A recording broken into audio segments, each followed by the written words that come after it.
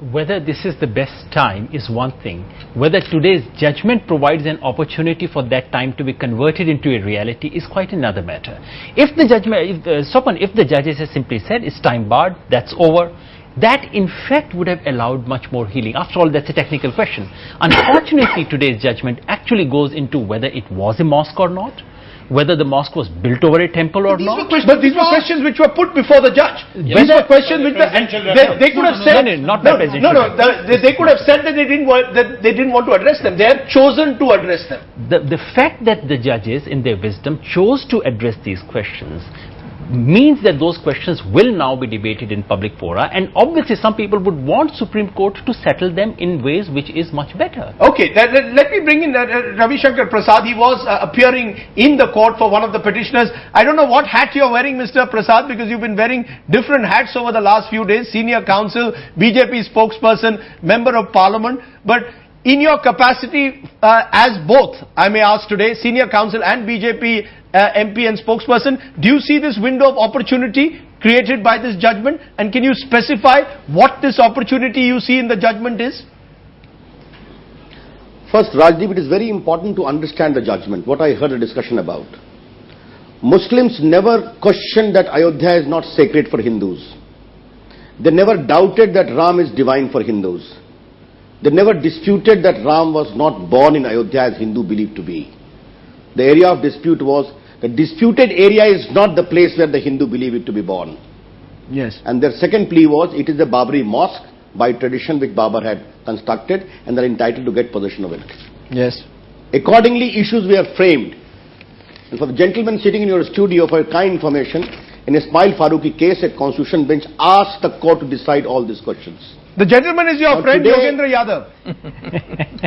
Fair enough. Yogendra is my very good friend. Yes. But we differ on many other issues also. Yes. Therefore, his sweeping comments is entitled to, and I am also entitled to very strongly differ with that. Yes. Point I am trying to highlight or now is, one of my argument was that Ram Janmasthan is akin to a deity known to Hindu law, where a deity is a representative of the real infinite God, which is omnipresent, eternal and permanent. Now today, by a majority, Justice Sudhir Agrawal and Justice Dharmir Sharma have held that the place where Lord Ram Lala is Virajman today is a deity which the Hindus have been worshipping since generations as believed to be the place of his birth. Right. Justice S.U. Khan, sir, though not specifically saying so, has also held that a large part of area has been worshipped by the Hindus prior to the construction of the mosque in question. Yes. Though not the specific part in question. Now one judge has dismissed the Muslims claim outright. Other judge, Justice Sudhir Agrawal, has also dismissed the Muslim suit outright. Yes. Now there are two versions. Justice Sharma has held the entire area is to be like Ram Janmasthan, elevated as a deity. Justice Sudhir Agrawal has held it is a deity. Where Ram Allah is Virajman. So I've gone through the judgment. The significant point I'm asking you is the 1/3, 1/3, 1/3 formula. Is that an acceptable formula to you? That the Nirmohi Akhada gets 1/3, the Hindus get 1/3, and the Sunni Waqf Board gets 1/3. Is that acceptable to you? This kind of acquisition I am seeing on your channel since the day the time judgment has come about. No. Others have been told. No, sir. Not at all. Sir, Rajdeep, please. Yes. Rajdeep, please. Yes. What I am trying to highlight, what I said there. Today I have appealed to the Muslim community. That the area of dispute was only this, whether Ram was born there. And if in terms of a properly framed issue, it has been answered. Yes. I have requested them to accept this judgment in all humility. Let a new reconciliation come about.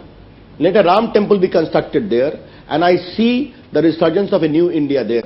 So, and the new India you're talking about, Rajdeep. Will a mosque be I'm quite sure. will a mosque also be constructed there? Magnanimity must be both sides. Magnanimity must be both ways. My problem is that I'm not willing to set the terms determined by Rajdeep Sardesai. No, I'm asking you a question. Since the last 20 years. No, I'm asking. Rajdeep, my reply is very simple. Yes. Rajdeep, please wait for my reply. Yes.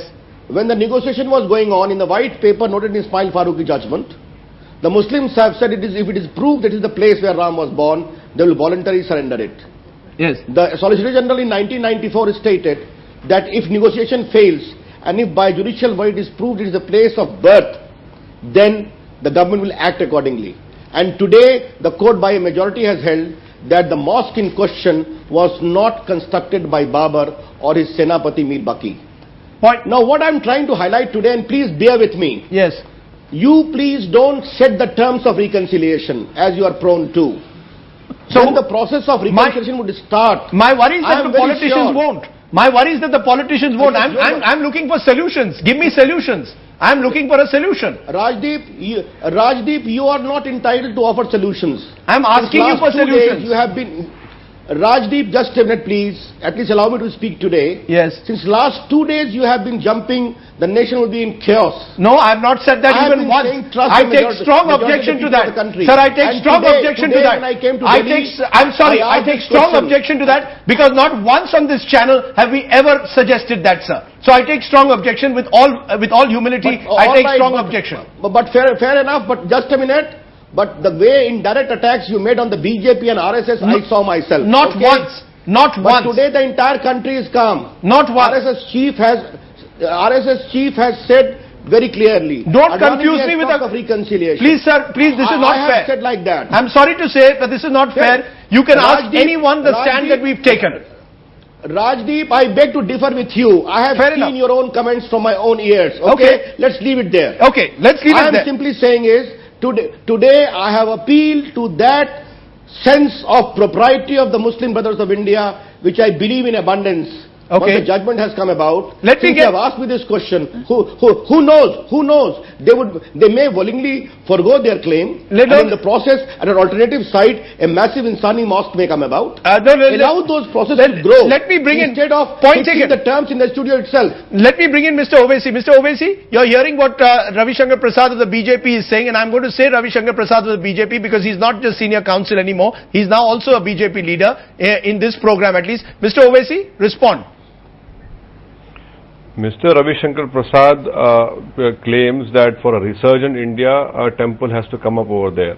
I fail to understand.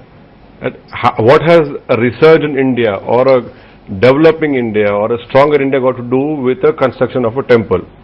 Second point is that we have already said that we will go to Supreme Court, and if in a hypothetical situation, I cannot prejudge. If the Supreme Court decision is given, we will certainly abide by that.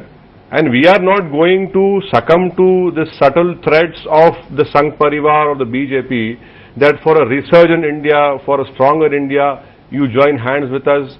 No, we don't want that. We don't want that 1/3 piece of land.